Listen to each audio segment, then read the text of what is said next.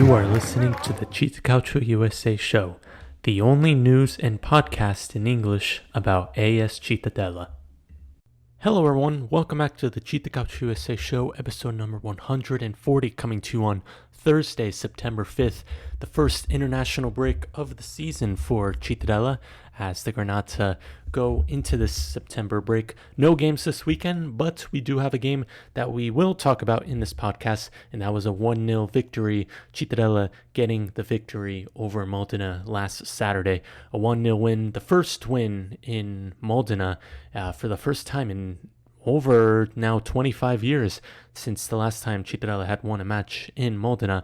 That was the first victory against Modena in 13 years. So we'll talk about that.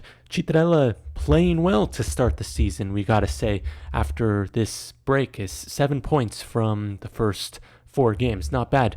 And finally, we're going to be talking about the Pisa decision. The final decision was made by the judge today, the sporting judge, and we will be talking about what they said and what this means going forward for that decision. So we have some things to talk about. Before we start, don't forget to follow us on Instagram and Twitter at CittaCalcioUsa, and visit our website at CittaCalcioUsa.com for more information, news articles, all up to date on AS Cittadella at CittaCalcioUsa.com.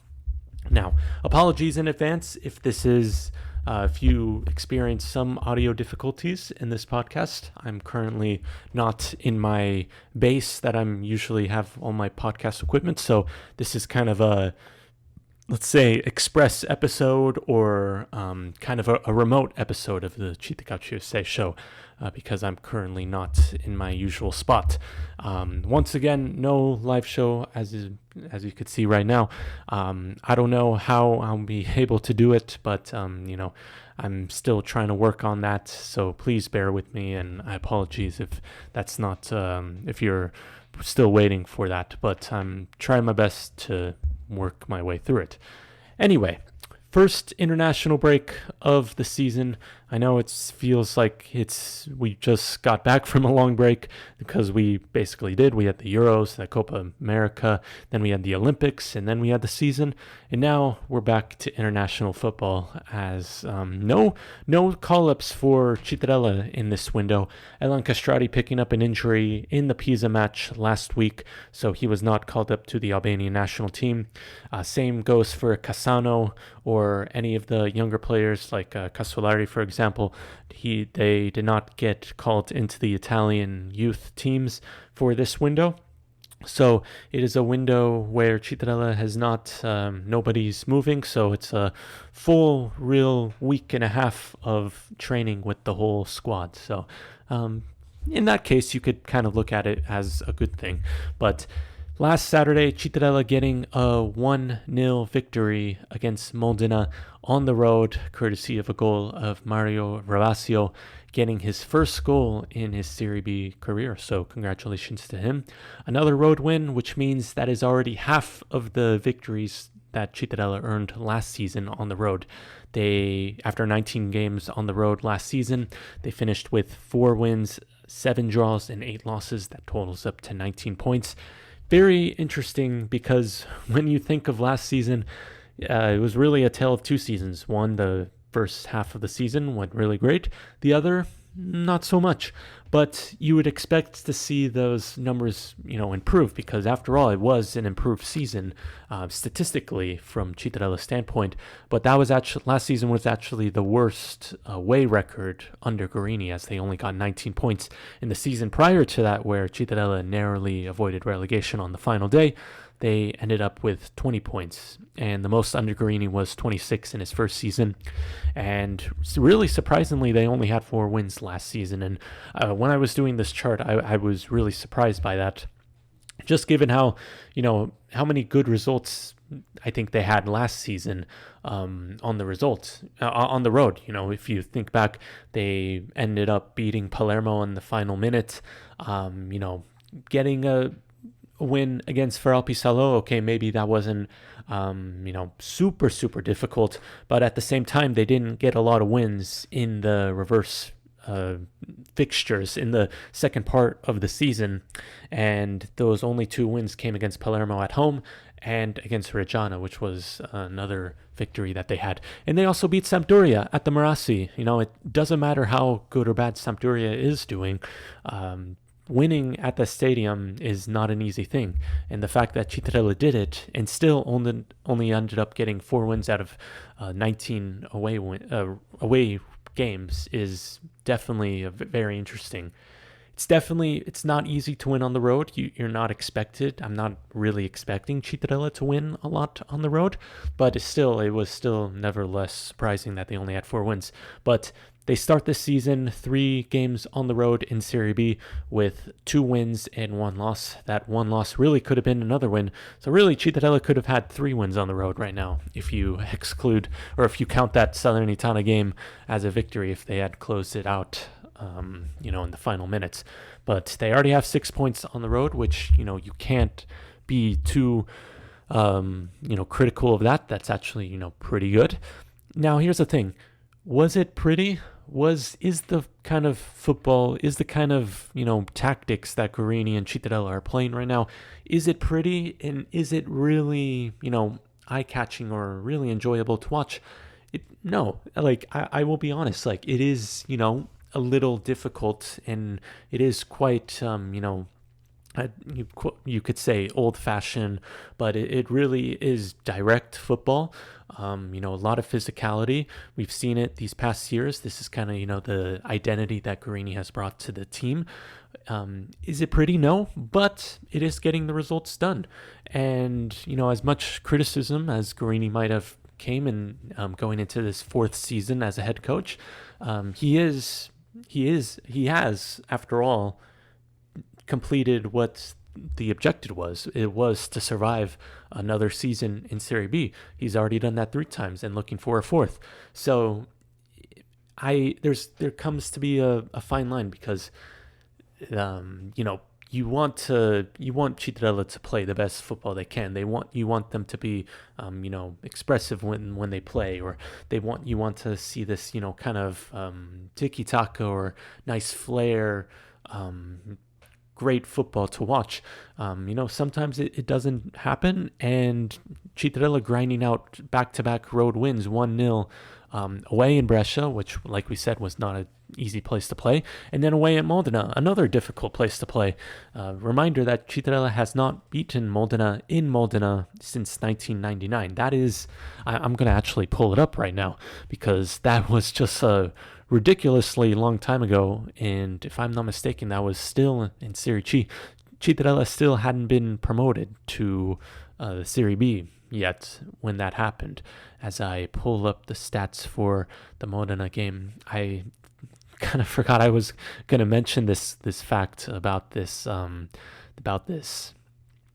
this situation with Modena and the Stadio Alberto Braglia, playing there. But 26 games against Modena, 6 wins all time. That was their 6th on last Saturday. And yeah, they had not beaten them since 2011 in all competitions. That came at the Tombolato. And their last win in Modena at the Stadio Braglia was 1999 in September. That was a 2-1 victory, still in Serie C. So this is definitely a big deal.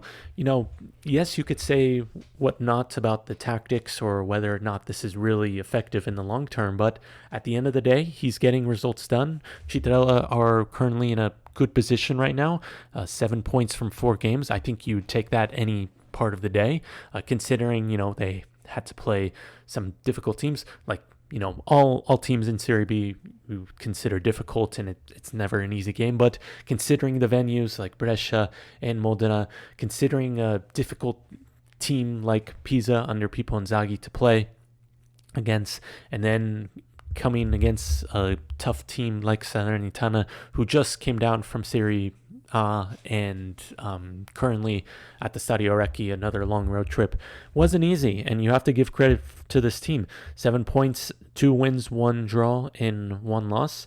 And they could still really be undefeated if it wasn't for that late collapse in Salerno in that. But the bottom line is Guarini is getting this job done, and if he survives for another season in this league, I you gotta respect that, because that would be 10 straight seasons where Cittadella has been consistently in Serie B. I know a lot of fans like to, say, well, they're not getting anywhere. They're not, going anywhere with this method, with Guarini, with whatnot. I think a lot of people have to understand that this is still an incredible accomplishment for Cittadella.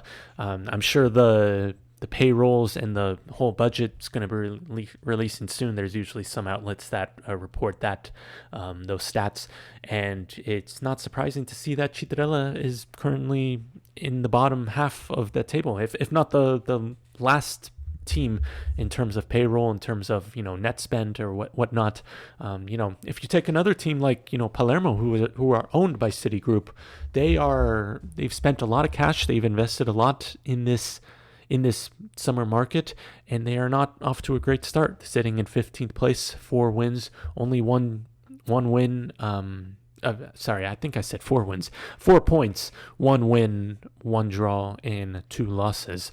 And that, they weren't really totally convincing against Cosenza in their last game, where they got a 1-1 draw. Kind of a late goal by, I believe it was Di Mariano or Di Francesco. I get confused by those players' names. But anyway, Palermo drawing against Cosenza. We'll get into those round of Serie B games. And another thing I want to get into this Modena match, kind of another key takeaway is, yes, I think in this month of August, I'd say Cittadella has, gotten a little lucky, and they are having a lot of fortune in this month. You could trace it back to the Brescia game, where Brescia scored in the last minute and then VAR overturned it off a very narrow offside call. Brescia also hitting the post twice in that match. And then against Modena created a lot of chances, and Luca Maniero, who we have to shout out in this game and in this podcast, played a amazing game. That's another thing I kind of want to talk about in a little bit. But yes, maybe Cittadella are getting a little lucky, and considering this court case that went in favor of them with the Pisa result and not having to forfeit the match, I think you can kind of add to that. So, I think sometimes teams need a little bit of that fortune. If you remember 2 seasons ago, in the season where Cittadella were really threatened by relegation, they were quite unfortunate in that case, and they didn't have a lot of luck. And in the second half of last season, I think even during those stretch of 8 consecutive losses, I still think there were some moments where you gotta say that's a little bit of misfortune, bad luck happening for Cittadella, with a double red card in Spezia, even though debatable referee calls. You got the weird collapse against Sampdoria in there. The Parma game where Cittadella played very well but still lost to Parma. There's still that's kind of the way football happens, and will this continue throughout the season? Who knows? Bayer Leverkusen went a whole season undefeated basically. And they kept scoring in the last minute. So I don't know. I'm not saying that'll happen to Cittadella, but these things happen in football, and you just got to accept it. The XG, the expected goals for Cittadella, they have still yet to hit above 1.0, which means Cittadella aren't even averaging an expected goals of 1 or above in these games. And in the opponent's stats, in the teams that they have faced, they've all averaged above one expected goal. So definitely I think the fortunes are playing in Cittadella's favor, and let's see if that continues from now on. But Luca Maniero, I wanted to touch upon him for a little bit. You gotta tip your cap to him. Tip your cat to him. I'm sorry, I got those words mixed up. But Luca Maniero coming in for Elan Castrati, who was injured, got injured in the last Pisa match. So it was very clear from the get-go that Maniero was starting in this. And what a performance! I'd say he was the man of the match in that game. Made tons of saves, was really confident in the air, really organized well. And I think this is just a guy that you just got to take as a role model, because, and as an example for other players, because, he's been the backup keeper for many years now.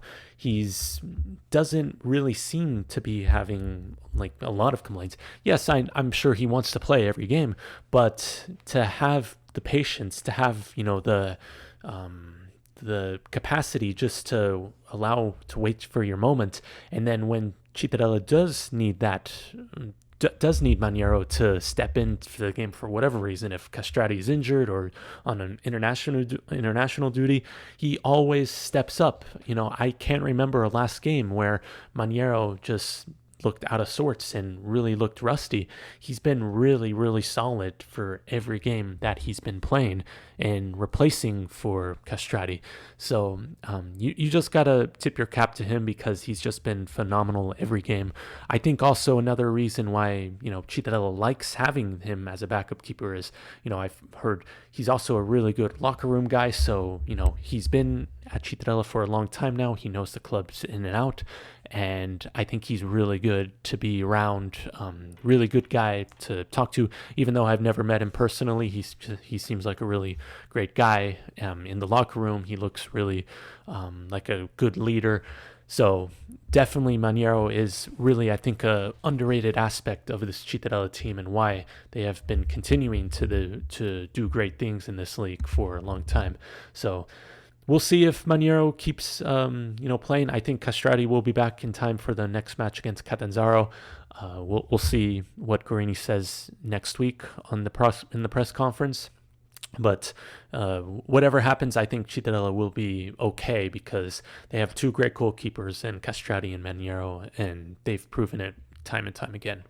So the stats a little bit on Cittadella scoring first. We kind of finally have some data after 5 games in all competitions. Cittadella, when scoring first, they currently hold a 2 wins and 1 loss record. That 1 loss coming against the Salernitana game in Salerno. And then conceded first, that's only happened twice, with 1 draw and 1 loss. The first half versus second half is kind of a mixed, because when winning at halftime, Cittadella has won 1 game and has lost 1 game. When drawing at half, they have yet to lose. They've had 1 draw and 1 loss.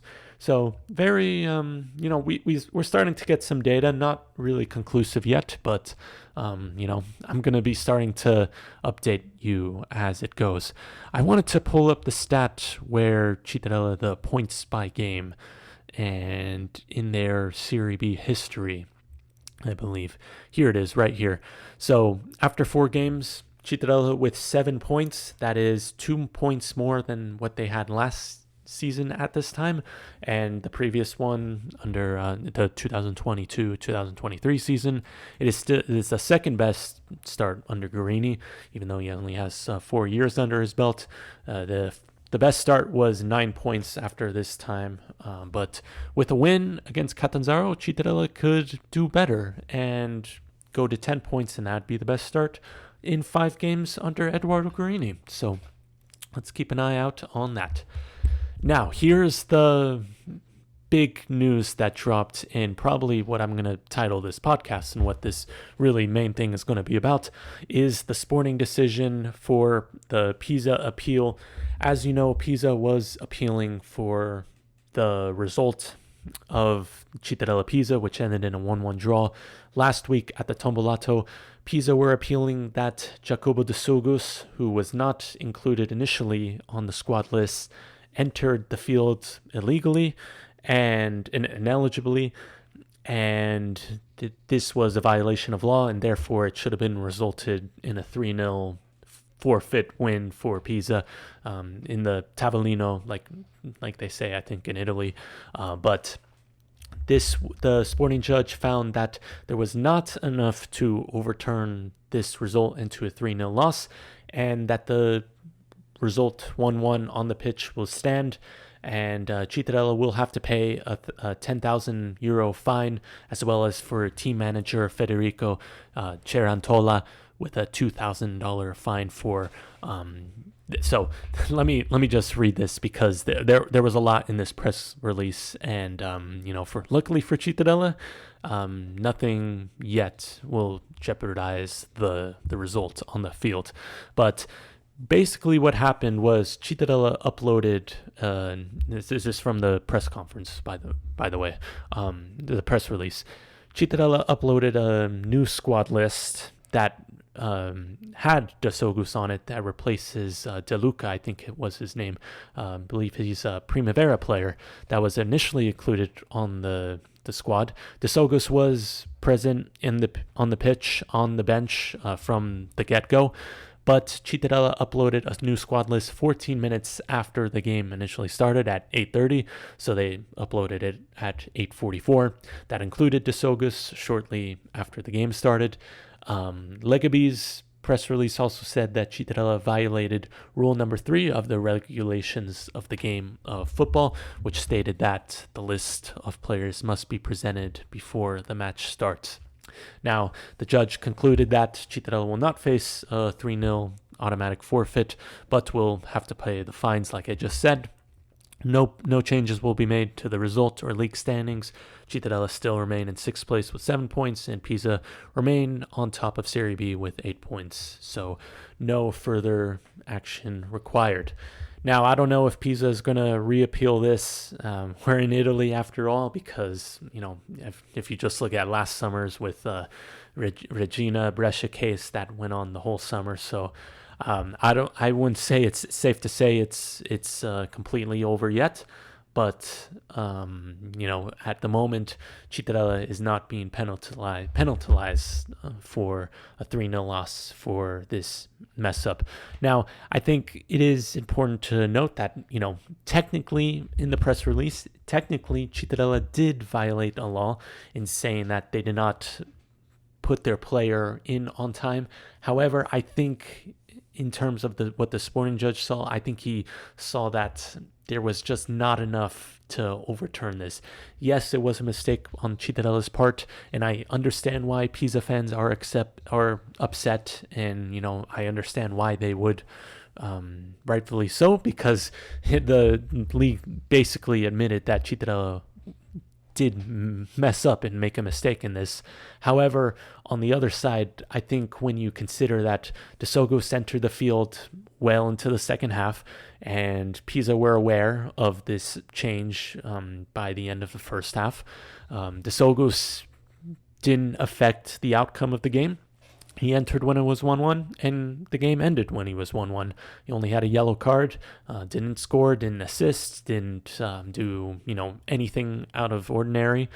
And I think this was just a human error that hopefully Cittadella learns from, and hopefully it doesn't happen again, because I think this was really an amateur mistake. And not having De Sogus on the squad list, there's definitely, in the press release they listed like a set of rules that can happen. You can add players to the list before the game starts, or a little after, which certain criteria have to meet that, but apparently Cittadella did not meet that, and as a result only faces a fine and no result penalty as of now. As we'll keep you updated if Pisa do appeal this decision. I have a feeling they are, just because it's like I said, it's Italy, and things aren't really official until the season's done and we are into the next one. So who knows what's going to happen here, but at the moment, Cittadella do not face anything but a hefty fine for both the club and for the team manager, Federico Cerantola. So that's kind of that's the update on that situation. Before we go, I'm going to read you the market. The Cittadella, last time I've talked on this podcast, Cittadella did sign 2 new players. Stefano Piccianini from Sassuolo, a young defender, after Eduardo Sortini left for Spal the previous day.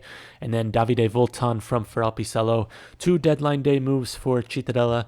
Helps with depth. And another 2 departures on deadline day was Enrico Baldini and Maestrello, Tommy Maestrello to Feralpisalo. I'm not sure if it was, I can't really confirm if it was a swap with Feralpisalo for Maestrello and Voltan. I think it might have been just independent deals, but considering they both went to the respective clubs on the same day, it makes me curious there. But Enrico Baldini, that was the main thing of this window. We reported that in Guarini's press conference, he made it very clear that Maestrello and Baldini were unmotivated to stay at Cittadella no longer for whatever reason. They just weren't motivated to stay, and Guarini doesn't want players who don't want to play for Cittadella. He wants players to play for the city, the jersey, the heart. And so I think it was very clear that Baldini was leaving. Now, his contract was terminated by the club, so he currently is a free agent, so he could sign for another Serie B club in the future. But currently, Baldini is a free agent, contract terminated. It is a little unfortunate and disappointing to just think of how Baldini's Cittadella career kind of went, because when he signed in 2021, really, really bright talent. We could never forget that game against Monza in the semifinals, 3-0 at the Tombolato in Balotelli and Boateng, and all the rich powers of Monza winning that semifinal. I think that's probably one of Cittadella's greatest ever performances as a club. Winning that game against all odds, Baldini scoring a hat trick in that game. Definitely, that was probably his highest moment as a Cittadella player. And then the following season, scoring lots of goals, assisting, being a very key player for that Cittadella squad. And then the injury happened in 2022-2023 season, kept him out for that, and really kind of kept him out for the whole of last season. He did play in the last season, did score a goal against Catanzaro. However, you could tell that he wasn't fully fit and there was still something lacking. We were hoping that this was the season that he could really regain that form and get consistent minutes. However, maybe personally, he doesn't want to stay at Cittadella no longer. Whether that's, up to him, that's his choice. But really, it just, without that injury, you could just ask, what if? What if that injury didn't happen? What if he kept building on that great season he had the year after Venturato left? What if, he had been paired with Antonucci for another second season, up there? I don't know if that would have made a difference in Cittadella's season in that case, where they finished 15th. Who knows if that was the case, but we'll never know in that regard. But anyway, it is really a bitter taste in a lot of Cittadella fans' mouth, because this was he was a great talent, but you can only wish him the best in the future and hope to see him soon at the Tombolato. But anyway, that's kind of it for this podcast. Not too much there is a lot of changes in the standings because it is only 4 games. Pisa, Juve Stabia, Spezia in first, tied for first with 8 points. At the bottom, Cosenza, this was another thing. Cosenza got deducted 4 points for financial problems, so they currently sit bottom of Serie B on 1 point. 19th Bari, 18th Sampdoria, 17th Cremonese, 16th Frosinone, and 15th Palermo. This is just a very interesting start to the season, because I don't think a lot of people expected Juve Stabia and Reggiana and Mantova and Pisa to be in that top playoff parts. And I don't think a lot of people expected Bari, Sampdoria, Frosinone, or Palermo to be in the bottom half. I think a lot of these clubs we expected to be improved, especially Bari and Sampdoria, with, huge clubs with huge fan bases, with big ambitions. I think we expected them to be really good this season. It turns out maybe not, and I don't know. It's still Sampdoria, Bari, and Frosinone still without a win. Meanwhile, you got Juve Stabio without any losses so far and newly promoted. We were talking about them going straight back down, not putting up a fight, but here they are in second place. Spezia definitely rejuvenized after last season.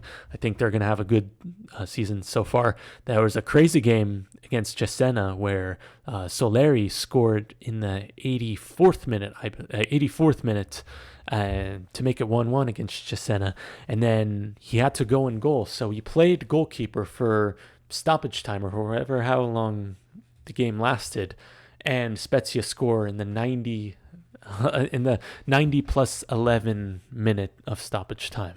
Just absolutely scenes at the Stadio Alberto Pico. Great for our friend Elia from the Speziato. Once again, we are running a new program, Speaking Serie B, where we talk all about Serie B. No episode this week, as it's the international break, whereas it would be kind of a short podcast, or show in that case. But we will record next week regarding match day 5 of Serie B. So don't forget to check out our channel, Elia the Italian Guy, or CittaCalcioUsa on YouTube to watch that, and we'll be live streaming as well. Now, with that, I've been talking for half an hour now, and I've got to stop. So, thank you for listening to this episode of the CittaCalcioUsa show.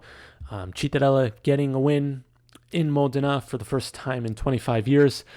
Things are starting to look really good for the Granata as, getting good results and, getting a court case going in their favor with no forfeit required for that Pisa case with the ineligible player. So things are looking good for Cittadella, and we'll hopefully continue that streak into next week as the Granata look forward to their next game against Catanzaro. That's it for me today. As always, you could follow us on Instagram, Twitter, and YouTube at CittaCalcioUsa, and visit our website at CittaCalcioUsa.com for info, news, articles, all that stuff at CittaCalcioUsa.com. And I will see you next week on this show. Thank you for listening. See you next week. And as always, Forza Citta. Thank you for listening to the CittaCalcioUsa show. If you liked it, please share and follow us on Instagram and Twitter at CittaCalcioUsa. See you next time, and remember, Forza Citta.